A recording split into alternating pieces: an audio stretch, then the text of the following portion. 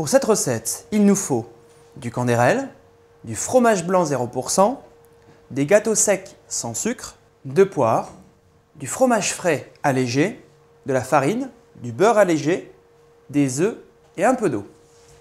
Pour notre cheesecake cuit parfumé aux poires, nous allons d'abord réaliser une compote avec des gros morceaux de poires.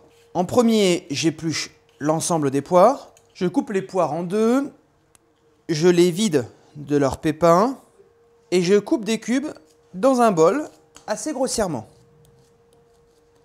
Ajoutez aux poires 2 cuillères à soupe de Canderel, les 5 centilitres d'eau, mélangez et filmez l'ensemble avec du film étirable. Cuire l'ensemble des poires au micro-ondes pendant 3 minutes, puissance maximum.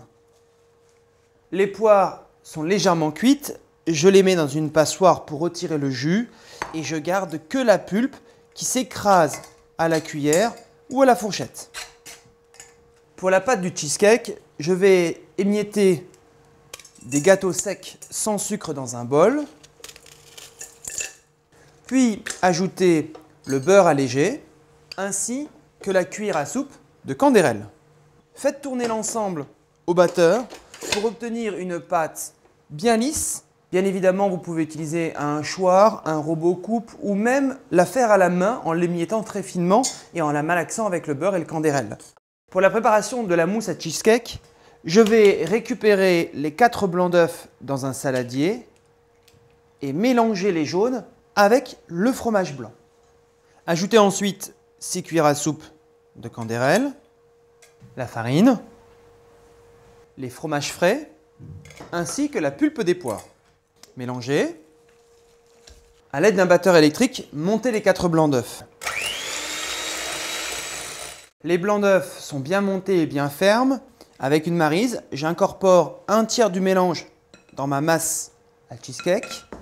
Je fouette énergiquement et j'incorpore ensuite très délicatement les restants des blancs d'œufs.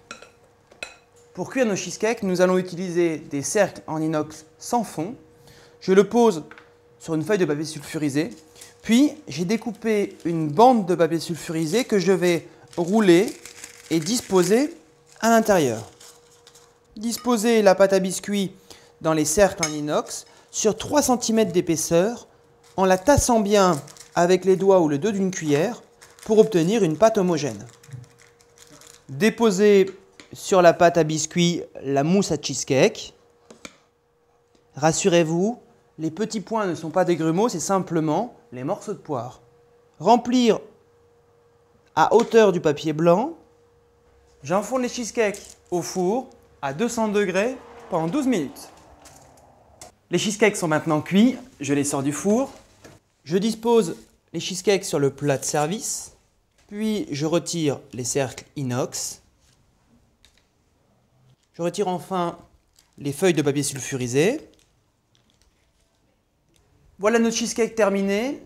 Vous pouvez bien évidemment remplacer la pulpe de poire par de la pulpe de pomme cuite de la même manière, ou alors mettre des framboises entières dans la mousse à cheesecake, ce qui la rendra rose et très parfumée.